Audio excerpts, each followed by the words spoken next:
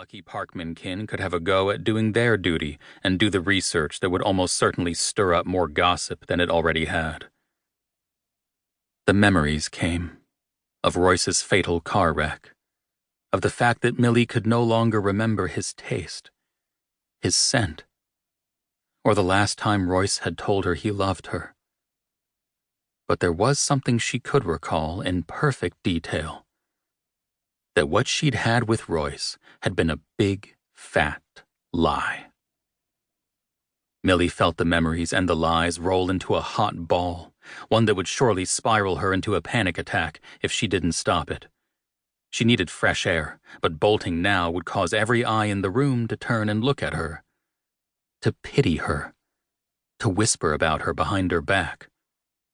Millie didn't want the pity any more than the gossip or the memories, so she started silently repeating the mantra that she'd latched onto shortly after the panic attacks had started. Beyond this place, there be dragons. It was something she'd seen written on an antique map, a way to warn travelers of dangers ahead.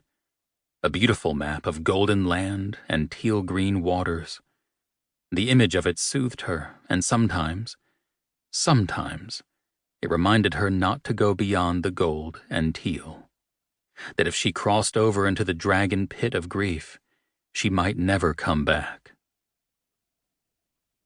Beyond this place, there be dragons. The back door opened, bringing in yet more heat and a spear of the May sun that would warm things up even more before it set in a couple of hours. The trio of overhead fans whirled, scattering the heat, some dust motes, and the clashing scents of perfumes that the majority of attendees had splashed on. "I volunteer as tribute," the newcomer called out.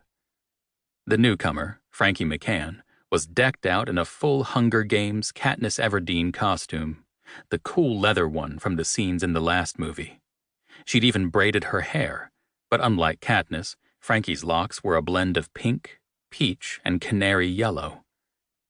Frankie's announcement caused a few giggles, including a hoot, holler, and a knee slap from Alma Parkman, the president of the Last Ride Society. There were also some scowls as the eyes turned toward the back of the hall.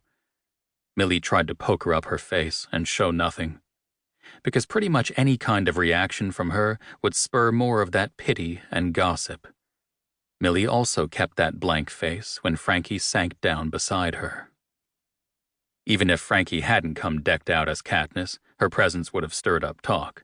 But Frankie had a right to be here. 7 years earlier, when Frankie had been barely 21, she'd married Tanner Parkman, Millie's brother, and even though they'd divorced only a year later, Frankie had given birth to Tanner Jr., or Little T, as people called him. Since there hadn't been a provision in the Last Ride Society to remove divorcees, or those who'd given birth to Parkmans, Frankie had remained in the bowl of names. Much to the disapproval of those, well, who disapproved of a lot of things. "Hey, this is a good turnout," Frankie remarked. Her voice was like a perky dose of sunshine.